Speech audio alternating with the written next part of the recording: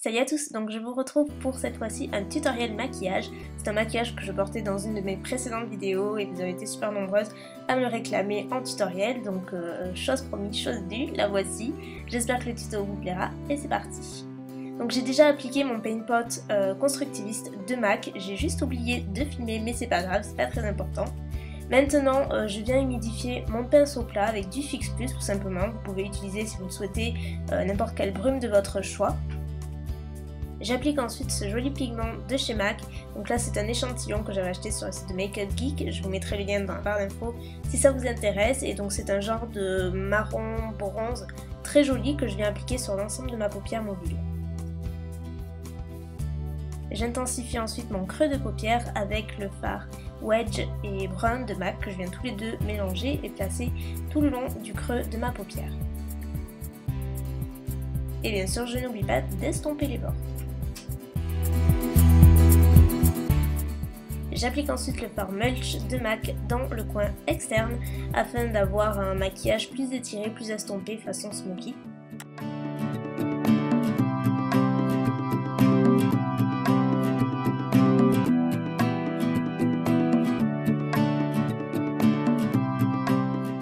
Maintenant j'applique le fard brun par-dessus Mulch donc, puisque Mulch est un fard qui se rapproche vraiment beaucoup des autres fards que j'ai utilisés précédemment. Donc brun va permettre d'ajouter un côté un peu plus sombre au regard afin de mieux le structurer. De plus c'est un fard mat donc c'est assez important étant donné que tous les fards utilisés jusqu'à maintenant sont plus ou moins irisés, donc c'est important d'avoir un fard mat vraiment à côté. On passe au ras des cils inférieur, donc je viens rappliquer mon paint pot constructiviste tout le long de mon ras des cils, ça va permettre d'améliorer la tenue et d'intensifier aussi le fard. Donc par dessus je rajoute à nouveau le fard Mulch qui est vraiment le fard parfait associé avec ce paint pot. La couleur est magnifique donc je l'applique tout le long de mon ras des cils inférieur avant de l'estomper.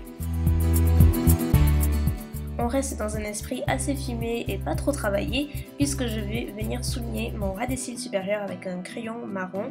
Donc là c'est le crayon Espresso de chez Revlon qui est très bien parce qu'il est très crémeux, donc je l'applique normalement avant de l'estomper un petit peu.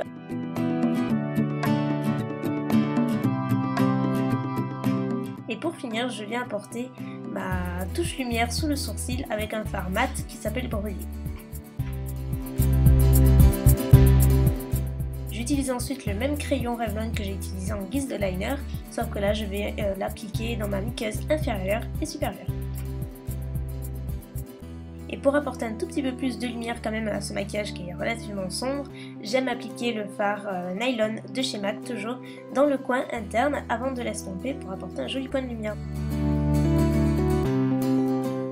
Et on termine les yeux avec le mascara bien entendu, et ce n'est pas un mais deux mascaras que j'utilise, c'est ma combinaison préférée du moment, surtout pour un maquillage un tout petit peu plus chargé.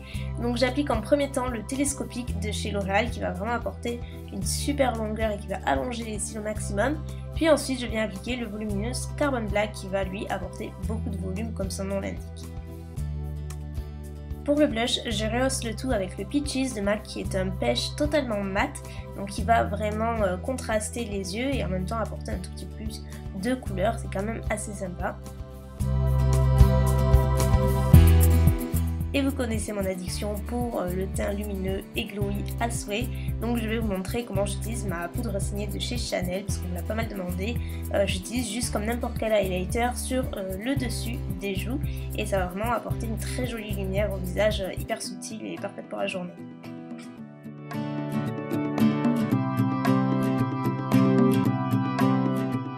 Et enfin, on termine ce make-up avec le rouge à lèvres numéro 500 de chez Kiko, qui est un rouge à lèvres totalement nude, donc vraiment parfait parce que les yeux sont assez chargés comme ça, je trouve que c'est largement suffisant d'avoir des lèvres neutres. Et pour un effet un petit peu moins fade et apporter plus de brillance, j'aime ajouter le gloss Florabundance de chez MAC par-dessus et c'est la combinaison parfaite.